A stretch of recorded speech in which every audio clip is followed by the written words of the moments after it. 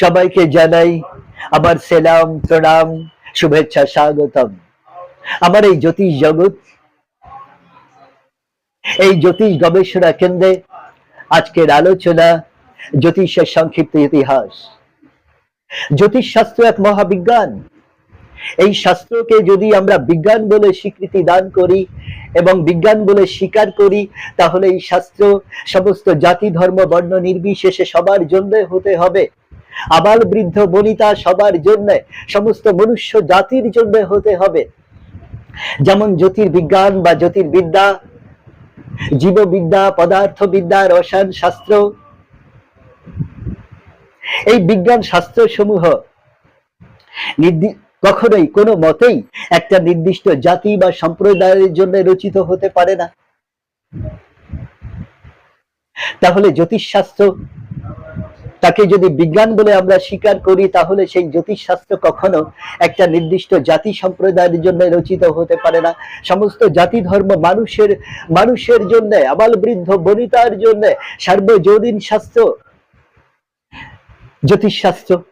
তাই যদি হয়ে থাকে, এই জ্যোতিষশাস্ত্রের ভিত্তিভূমি নবগ্রহ, 12টি রাশি, 27টি নক্ষত্র, আনুষঙ্গিক বিভিন্ন বিষয় আছে। তবে মূলত এই ত্রিস্তম্ভের উপরে জ্যোতিষশাস্ত্র দাঁড়িয়ে আছে। তাই যদি হয়ে থাকে, তাহলে এই নবগ্রহকে যদি আমরা এক একটা গ্রহের উপরে যদি দেবত্ব আরোপ করি এবং এক এক গ্রহকে সন্তুষ্টি বিধানের জন্য, শান্তি সস্তায়নের জন্য এক এক মন্ত্র দ্বারা যদি পূজন যাজন করা হয় তাদের সন্তুষ্টি বিধানের জন্য, তাহলে কেমন বিজ্ঞান শাস্ত্র? তাহলে তো একটা জাতি সম্প্রদায়ের জন্য কেন্দ্রীভূত হয়ে গেল, শিকলবন্দি হয়ে গেল, এক ঘরে হয়ে গেল। পৃথিবীর কোন মহান বিজ্ঞান শাস্ত্র কখনো একটা জাতি সম্প্রদায়ের জন্য কখনো কেন্দ্রীভূত হতে পারে না। নেভার। তাই জ্যোতির্বিজ্ঞান যেমন সমস্ত জাতির জন্য মহাবিজ্ঞান, জ্যোতিষশাস্ত্র আর জ্যোতির্বিজ্ঞান একে অপরের পরিপূরক। সুতরাং জ্যোতিষশাস্ত্রকেও আমরা মহাবিজ্ঞান বলে স্বীকৃতি দান করলে তা অবশ্যই সার্বজনীন এবং সমস্ত মানুষের জন্য শাস্ত্র হতে হবে, এবং সেটাকেই আমরা বিজ্ঞান বলে স্বীকার করব। ধ্যানস্থ সাধক বৈদিক মুনি ঋষিদের দ্বারা আবিষ্কৃত জ্যোতিষশাস্ত্র এক মহাবিজ্ঞান, এক মহাবিজ্ঞান। ভারতীয় মহান মুনি ঋষিগণ প্রকৃতির গ্রহ নক্ষত্রের গতিবিধি লক্ষ্য করে এবং মানুষের ওপরে তার প্রভাব কার্যক্রম গবেষণা করে এই মহা জ্যোতিষশাস্ত্রের জন্ম দিয়েছিলেন, উদ্ভাবন করেছিলেন। জ্যোতিষশাস্ত্রের জন্মকাল তা প্রায় 6000 বছর আগে। বাল গঙ্গাধর তিলক তার বিখ্যাত গ্রন্থ দ্য আর্থিভ্রম ইন দ্য ভেদা গ্রন্থে বলেছেন, আর ঋগ্বেদের রচনাকালে সত্য যুগ চলছিল, যেন সত্য যুগ চলছিল। সেই সময় অর্থাৎ খ্রিস্টপূর্ব 3000 বছর আগে জ্যোতিষশাস্ত্রের জন্ম হয়েছিল। মহাভারতের রচনাকার মহামুনি ব্যাসদেব আর ঋষি ব্যাসদেবের পিতা ছিলেন মহর্ষি পরাশর। এই মহামুনি পরাশর এক মহান জ্যোতিষী ছিলেন। এই মহামুনি পরাশরের আমলে জ্যোতিষশাস্ত্র ব্যাপক সমৃদ্ধি লাভ করেছিল। এই পরাশরের সময়কাল ছিল 2500 খ্রিস্টপূর্বাব্দ। এই মহামুনি পরাশরের বৃহৎ পরাশর মুনি জৈমিনের জৈমিনী সূত্রে গ্রিক পণ্ডিতগণ, অ্যারাবিয়ান পণ্ডিতগণ, মিশরীয় পণ্ডিতগণ অনেক বেশি প্রভাবিত হয়েছিলেন, অনুপ্রাণিত হয়েছিলেন। বর্তমান ভারতীয় প্রখ্যাত কয়েকজন জ্যোতিষী, আন্তর্জাতিক খ্যাতি সম্পন্ন জ্যোতিষী এবং পাশ্চাত্য জ্যোতিষীদের ধারণা মিশর থেকে প্রথম রাশি চক্রের উদ্ভব হয়। সেই সময়কাল ছিল 2700 খ্রিস্টপূর্বাব্দ। আইজ্যাক নিউটন তার বিখ্যাত গ্রন্থে ব্যক্ত করেছেন মিশরীয় জ্যোতিষশাস্ত্রের আবির্ভাবকাল 1900 খ্রিস্টপূর্বাব্দ। এরপর গর্গমুনি মুনি জৈমিনী জ্যোতিষশাস্ত্রকে ব্যাপক সমৃদ্ধ করেন, ব্যাপক প্রসার বিস্তার। বরাহের বৃহৎ সংহিতা অন্যতম মহা এক জ্যোতিষ গ্রন্থ। বলা বাহুল্য, খুবই পরিতাপের বিষয়, মনুর আমলে মহা এই জ্যোতিষশাস্ত্রের মধ্যে অনেক কুসংস্কারের অনুপ্রবেশ ঘটেছিল। অনেক অনাচারী দুরাচারী মানুষ স্বার্থে অন্ধ হয়ে এই শাস্ত্রকে অনেক কলঙ্কিত করেছিল। তারপর বরাহমিহিরের যুগে জ্যোতিষশাস্ত্রের ব্যাপক উন্নতি হয়, ব্যাপক বিস্তার লাভ করে, প্রসার বিস্তারে সমৃদ্ধ হয়। এই বরাহমিহিরের সমসাময়িক বরাহমিহিরের যুগে ভারত বিখ্যাত মহীয়সী নারী, মহান জ্যোতির্বিজ্ঞানী, জ্যোতিষশাস্ত্রে সুপণ্ডিত মাতা খনার আবির্ভাব হয়েছিল। এই মাতা খনা একাধারে কৃষি বিজ্ঞানী, শরীরতত্ত্ববিদ এবং বিভিন্ন বিজ্ঞান শাখায় এবং বিভিন্ন মানুষের সামাজিকতা, নৈতিকতা, চারিত্রিকতা, বিভিন্ন বৈশিষ্ট্যে এত বেশি পাণ্ডিত্য অর্জন করেছিলেন যা অভাবনীয়। ভারতবর্ষের ইতিহাসে উজ্জ্বল শুকতারার মতো, তাই মাতা খনার নাম আজও প্রজ্বলিত। শুকতারার উজ্জ্বল শুকতারার মতো দেদীপ্যমান হয়ে আজও প্রজ্বলিত মাতা খনা। এই বরাহমিহিরের যুগে, এই বরাহমিহিরের সমসাময়িক ভারত তথা পৃথিবী বিখ্যাত বিজ্ঞানী আর্যভট্ট, মহা জ্যোতির্বিজ্ঞানী আর্যভট্ট তার পাণ্ডিত্যের ফসল গ্রহ নক্ষত্র উপগ্রহের গতিবিধি লক্ষ্য করে মহাগ্রন্থ রচনা করেছিলেন সূর্য সিদ্ধান্ত। তিনি অঙ্কশাস্ত্রবিদ এবং জ্যোতিষশাস্ত্রবিদ ছিলেন, জ্যোতিষশাস্ত্রে মহাপাণ্ডিত্য অর্জন করেছিলেন এবং অঙ্কে মহাবিশারদ ছিলেন। যা আছে এই বিশ্ব ব্রহ্মাণ্ডে তাই আছে আমাদের দেহ ভাণ্ডে। এই সমগ্র বিশ্ব ব্রহ্মাণ্ড, এই বিশ্ব প্রকৃতি ক্ষিতি, অপ, তেজ, মরুদ্গম এই পঞ্চভূতের সমন্বয়ে গঠিত এবং আমাদের এই দেহ ভাণ্ড, আমাদের দেহ প্রকৃতি এই পঞ্চভূত অর্থাৎ মাটি, জল, বাতাস, আগুন এবং শূন্য মাধ্যম, এই পঞ্চভূতের সমন্বয়ে, এই পঞ্চ পদার্থের সমন্বয়ে প্রতিটা জড়, জড়াণু, জীব, জীবাণু, গাছ গাছালি, পাকালি, পৃথিবীর সমগ্র বিশ্ব ব্রহ্মাণ্ডের সমস্ত কিছু এই পঞ্চ পদার্থের সমন্বয়ে গঠিত। এই বিশ্ব প্রকৃতির যে নবগ্রহ, এই বিশ্ব ব্রহ্মাণ্ডের যে নবগ্রহ, 27টি নক্ষত্র, 12টি রাশি, তাই দ্বারা কি আমরা সর্বত্রই পরিচালিত হচ্ছি। এই জ্যোতিষশাস্ত্রের ভিত্তি স্তম্ভ মূলত এই অবকাঠামের উপরে দাঁড়িয়ে আছে। তাহলে আমরা এই বিশ্ব প্রকৃতির নবগ্রহ, 27টি নক্ষত্র, 12টি রাশি দ্বারা কি আমরা সর্বত্রই পরিচালিত হচ্ছি? তা কখনো না। আমাদের উপর এই বিশ্ব প্রকৃতির এই নবগ্রহ, 27টি নক্ষত্রের প্রভাব বর্তমান, একথা অনস্বীকার্য।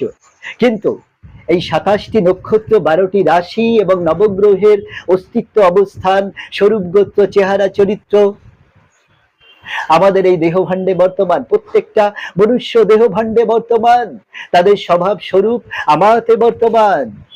এবং আমি আমার ভাগ্যের স্থপতি, আমি কেমন ভাবে পরিচালিত হব, আমি কেমন ভাবে আমার কার্যক্রম, আমার চিন্তা ভাবনা আমি পরিচালিত করব, আমার ভেতরে যে নবগ্রহের স্বরূপ স্বভাব রয়েছে তার কার্যক্রম অনুযায়ী আবার পরিচালিত হতে হবে এবং হতে হয়। এখানে পারিপার্শ্বিকতা, বিগত জেনারেশনের প্রবাহ ধারা, ইংরেজিতে একটা কথা আছে, এনভায়রনমেন্ট মেক্স ম্যান, পরিবেশ মানুষ তৈরি করে। আমি যে চিন্তার প্রবাহ নিয়ে জন্মেছি বংশ পরম্পরায় এবং প্রকৃতি জাত পরিবেশ স্থিত যে প্রভাব, আচার আচরণ আমাতে ধাতস্থ হলো, সঞ্চারিত হলো, তাই দিয়েও আমরা মোটিভেটেড হই, ব্যাপকভাবে প্রভাবিত হই। তাই কোন শাস্ত্রকে যখন আমরা পর্যালোচনা করব, সবার আগে সেটা বিজ্ঞান মনস্ক এই দৃষ্টি করে আমাদের ভাবতে হবে, এই চোখে আমাদের দেখতে হবে, স্বশিক্ষার আলোয় আমাদের পর্যালোচনা করে সমৃদ্ধ হতে হবে। তবেই একটা শাস্ত্রের সার্থকতা, যথার্থতা রূপ পাবে, তার মূল্য মর্যাদা বড় মাত্রায় প্রতিষ্ঠা লাভ করবে। ভারতীয় জ্যোতিষে আরবীয় প্রভাব লক্ষ্য করা যায়। একাদশ খ্রিস্টাব্দে সুলতান মাহমুদের ভারত আক্রমণের সময় থেকে ভারতীয় জ্যোতিষীদের মধ্যে আরবীয় প্রভাব খুব বেশি লক্ষ্য করা যায়। ভারতীয় জ্যোতিষগণ আরবীয় জ্যোতিষ তাজিক গ্রন্থের অনুবাদ করে বর্ষপঞ্জি গণনা করেছিলেন। আরবীয় রমল নামক প্রশ্ন জ্যোতিষ ভারতীয় জ্যোতিষীগণ সংস্কৃতিতে অনুবাদ করেছিলেন। নীলকণ্ঠ বৈদজ্ঞ তাজিক গ্রন্থের সংস্কৃতিতে অনুবাদ করেন। একাদশ খ্রিস্টাব্দে সুলতান মাহমুদের ভারত আক্রমণকালে ভবভূতি উত্তর রামচরিত মানুষ রচনা করেছিলেন। মুসলমান শাসন আমলে এই জ্যোতিষশাস্ত্র ব্যাপক প্রসার লাভ করেছিল, ব্যাপক বিস্তার লাভ করেছিল এই ভারতে। ফিরোজ শাহ তুগলকের প্রধান জ্যোতিষী ছিলেন মহেন্দ্র সুরি। এই মহেন্দ্র সুরি যন্ত্ররাজ নামে এক ফার্সি গ্রন্থ থেকে সংস্কৃত ভাষায় এক জ্যোতিষ সাহানি প্রস্তুত করেছিলেন। বরাহের ফলিত জ্যোতিষ গ্রন্থে এবং জ্যোতিষ সংহিতা অনুবাদ করেছিলেন আল-বেরুনি। সংস্কৃত ভাষা থেকে আরবিতে তিনি অনুবাদ করেছিলেন। সম্রাট আকবরের রাজসভায় রাজ জ্যোতিষী ছিলেন নীলকণ্ঠ দৈবজ্ঞ, রাম দৈবজ্ঞ। আরও দুইজন প্রখ্যাত রাজ জ্যোতিষী ছিলেন ফতেহুল্লাহ সিরাজি এবং উল্লাহ বেগ। নীলকণ্ঠ দৈবজ্ঞ আরবি তাজিক গ্রন্থের সংস্কৃত ভাষায় অনুবাদ করেছিলেন। তিনি সংজ্ঞাবর্ষ এবং প্রশ্নতন্ত্র এই দুইখানি ফলিত জ্যোতিষ গ্রন্থ রচনা করেছিলেন এবং জৈমিনী সূত্রের 2 অধ্যায়ের টিকা রচনা করেছিলেন। সম্রাট জাহাঙ্গীরের রাজসভায় প্রধান জ্যোতিষী ছিলেন কৃষ্ণ দৈবজ্ঞ। এই মহান জ্যোতিষী শ্রীপতির জাতক পদ্ধতির ব্যাখ্যা এবং সাধক নির্ণয় পুস্তিকা রচনা করেছিলেন। গৌড়ীয় ব্রাহ্মণ নিত্যানন্দ সম্রাট শাহজাহানের রাজসভায় প্রধান জ্যোতিষী ছিলেন। সিদ্ধান্ত রাজগ্রন্থ তিনি রচনা করে মহাপাণ্ডিত্য অর্জন করেছিলেন। সম্রাট সুজার আর রাজসভায় বলভদ্র মিত্র নামে এক প্রখ্যাত রাজ জ্যোতিষী ছিলেন এবং সুজার রাজদরবার এই মহান জ্যোতিষী অলঙ্কৃত করেন। এই বলভদ্র মিত্র আরবি তাজিক গ্রন্থ থেকে হায়ানরত্ন নামক বর্ষফল গণনার গ্রন্থ রচনা করেছিলেন। জগন্নাথ পণ্ডিত সম্রাট ঔরঙ্গজেবের রাজসভায় রাজ জ্যোতিষী ছিলেন। টলেমির আল-মাদিনী নামে জ্যোতিষ গ্রন্থের আরবীয় অনুবাদ থেকে সংস্কৃতিতে অনুবাদ করেন এবং উক্ত গ্রন্থের নাম দেন সিদ্ধান্ত সম্রাট। জ্যোতিষশাস্ত্রের এত সব জয় জয়কার লক্ষ্য করে তাই তো প্রখ্যাত পণ্ডিত বেনিয়ান বলেছেন, the most of the so called exact knowledge are now in our position, which concerns the actual movements of the stars and other heavenly bodies, is a legacy handed down to us by the ancient stars scientists, astrologers. অর্থাৎ গ্রহ নক্ষত্র তথা জ্যোতিষ্ক মণ্ডলী সম্বন্ধে আমাদের তথাকথিত নিশ্চিত জ্ঞান সবই প্রায় প্রাচীন ফলিত জ্যোতিষীদের হাত থেকে উত্তরাধিকারী সূত্রে আমরা পেয়েছি। অর্থাৎ গ্রহ নক্ষত্র তথা জ্যোতিষ্ক মণ্ডলী সম্বন্ধে আমাদের তথাকথিত নিশ্চিত জ্ঞান সবই প্রাচীন ফলিত জ্যোতিষীদের হাত থেকে উত্তরাধিকার সূত্রে আমরা পেয়েছি। সুতরাং বহু জ্যোতিষীদের জ্ঞান সীমিত হতে পারে, আর সেজন্যে শাস্ত্রকে দায়ী করা চলে না, শাস্ত্রকে দায়ী করা চলে না, শোভনীয় নয় এবং এই যুক্তি কখনো গ্রহণীয়। সম্মানীয় দর্শক মণ্ডলী, আপনাদের প্রেরণাই আমাদের চালিকা শক্তির চাবিকাঠি।